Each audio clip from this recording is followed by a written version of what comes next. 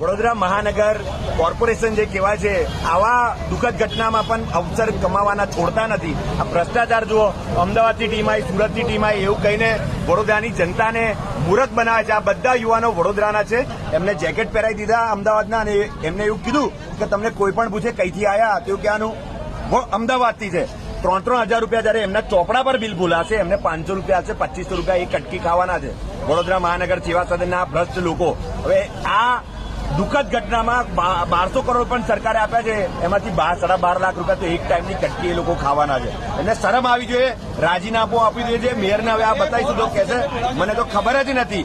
ચેરમેનની આ મિલીભગત હોવી જોઈએ, કારણ કે એમના પરમિશન વગર આવી બધી વસ્તુ ના થાય. તમે અમદાવાદ ક્યાં ના સર, અમે પ્રોપર અહીંયા વડોદરાના છે, સયાજી પાર્ક આજવા રોડના છે. તો પછી અમદાવાદનું આ જેકેટ કઈથી આવ્યું? અમદાવાદ કોર્પોરેશન અમને એવું કહેવામાં આવ્યું હતું કે તમને ભરતી ચાલુ છે, ભરતીનું કહીને અમને લોકોને આ કામ કરીને સબમિટ કોઈ કીધું તમને એવું? એ નગરપાલિકા વોર્ડ નંબર 9 છે, એટલે કયું એટલું આઈડિયા નથી સર કોણ છે, પણ એવું ભરતીનું કહીને અમને લાવવામાં આવ્યા. તમે અમદાવાદથી નથી આવ્યા? અમે પ્રોપર વડોદરાના